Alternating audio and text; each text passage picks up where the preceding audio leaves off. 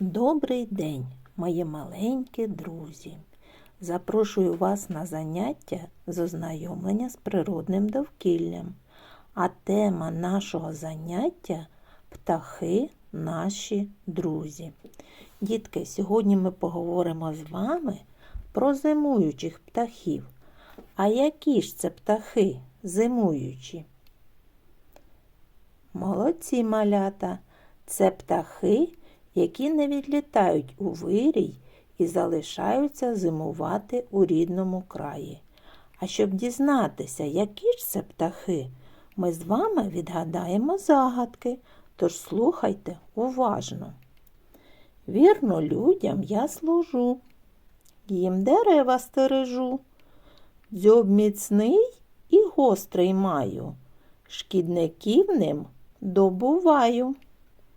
Про кого це загадка? Правильно, це дятел. Він має чорні крила, сірий животик та яскравий червоний капелюшок. Дятел стукає по корі дерев і відшукує комах та личинок, які сховалися в щілинах. Він тримається за стовбур дерева міцними кігтями лап. Слухайте наступну загадку. Вона животик жовтий має, ще й чорну краватку одягає. Пташина жвава і маленька, співає дзвінко, веселенько. Той спів узимку кожен чує, шматочок сальця їй смакує. Що ж це за пташка невеличка? Чи здогадались ви? Правильно, це синичка. Синичка маленька, непосидюча, вертлява пташка. У неї невеличка голівка, маленький гострий та міцний дзьоб, чіпкі лапки. Слухайте наступну загадку.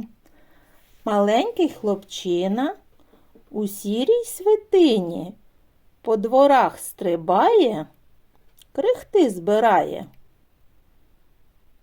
Про кого ця загадка, діти? Правильно, про горобчика. Горобчик маленький, має сіро-коричневе забарвлення. Дзьоб маленький, короткий.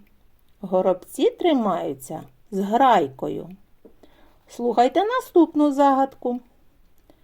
Невеличкий, сніжно-білий, що його в небесну шир люди радісно пускають сповіщати всіх про мир. Кожний цього птаха знає, його назву відгадає. Щось це, діти, за птах?